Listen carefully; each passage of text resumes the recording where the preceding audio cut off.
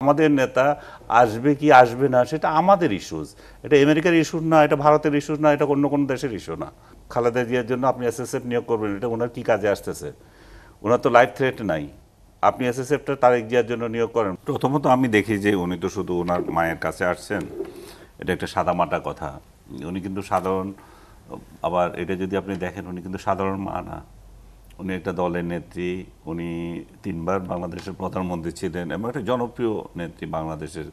আমরা যদি স্বীকার করি যে 90-এর গণ অভ্যুত্থানের যে 2 নেত্রী, তার মধ্যে উনি অন্যতম নেত্রী, আপসী নেত্রী হিসাবে ওনার সুনাম এক ডিগ্রি উপরেই ছিল। তো সেই অবস্থায় ওনার ওনার ওনার এই সংকটাপন্ন অবস্থায় যেমন সারা জাতি উদ্বিগ্ন, তারেক জিয়াকেও উদ্বিগ্ন হচ্ছে না কেন, সেটা এক ধরনের খোঁচা দেওয়া হচ্ছে। কিন্তু তারেক জিয়া যদি আবার এটা চিন্তা করেন যে আমি তো শুধু ওনার মায়ের সন্তান না, একই সঙ্গে আমি ওই দলটার ভারপ্রাপ্ত সভাপতি এবং 18 বছর বা 17 বছর আমি দেশের বাইরে। তো আমার আশাটাও তো একটা বড় বিষয়। এই বিষয়টাকে শুধু আমি পাসপোর্ট অমুক তমুক না, উনি আসলেও দেশের কী অবস্থা হবে সেটাও চিন্তা করার বিষয়। উনি যে এমনি এক কাপড়ে আমি চলে আসলাম শুনলাম তা তো না, ওনারও প্রস্তুতির একটা ব্যাপার আছে।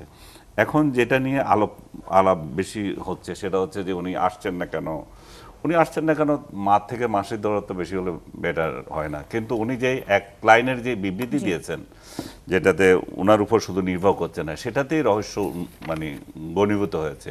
সেই জায়গায় মানুষ সমালোচনা করার সুযোগ পাচ্ছে। তাহলে বিষয়টা কি আপনার ক্লিয়ার করা উচিত রাষ্ট্র নেতা হিসাবে।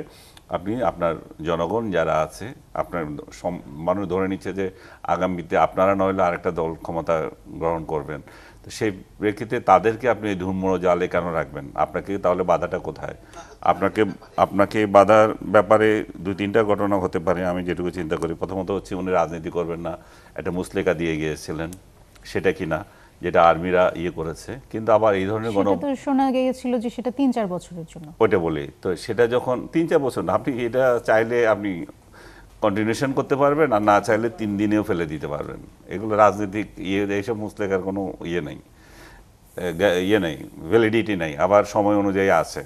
তো এখন ওইটা কিনা সেটা তাদের ক্লিয়ার করা উচিত। সরকারের তরফ থেকে বারবার বলা হচ্ছে আমরা এটাতে নাই, আমরা আমাদের তরফ থেকে আছে, যেমন আপনি বললেন তো হিসাব যেটা বললেন যে একটা ট্রাভেল পাস নিয়ে চলে আসতে পারে, এটা উনি সাধারণভাবে বলেছেন। যদি ওনার কোনো সমস্যা হয় ট্রাভেল পাস নিয়ে আসতে পারেন, it does not mean that he don't have passport. ওনার পাসপোর্ট থাকতেও পারে, পাসপোর্ট তো ওনার আছে, রিনিউ করে নাই হয়তো। এবং রিনিউর করারও যদি প্রশ্ন আসে সেটা তো 24 ঘন্টার ব্যাপার। এটাও আমি কোনো ইস্যু মনে করি না। আমি মনে করি না যে ট্রাভেল পাস সংক্রান্ত কোনো ইস্যু ওনাকে আটকে রেখেছে, এটা একদম ক্লিয়ার আমার কাছে। এখন হতে পারে আরেকটা বিষয় হচ্ছে যে আর্মি, আরেকটা বিষয়টা হচ্ছে যে আমেরিকার কথাটা 2-1টা পত্রিকাতে এসেছেও যে আমেরিকা চায় না যে উনি আসুক। তাহলে সেটাও আমাদের ক্লিয়ার হওয়া দরকার। আমরা আমেরিকা যে চায় না সেটা আমরা কিভাবে বুঝবো? এখন সব কিছুর উপরে হচ্ছে আপনাকে কে চাচ্ছে না না চাচ্ছে সেটা বিষয় নাই। আপনি একজন জননেতা, আপনাকে দেশে আসতে হবে, আপনার দেশে আসছেন, আপনি অন্য দেশে যাচ্ছেন না। তো আপনি বুক ফুলিয়ে আসবেন এখানে, আপনার নিরাপত্তা কোথায় সংকট আছে সেটা নিয়ে কথা বলেন। আজকে আপনাদের টেলিভিশনে আমি দেখেছি যে প্রধানমন্ত্রী, আপনাদের সাবেক প্রধানমন্ত্রী বেগম খালেদা জিয়াকে ভিভিআইপি স্ট্যাটাস দেওয়া হয়েছে, উনি এসএসএফ পাবেন।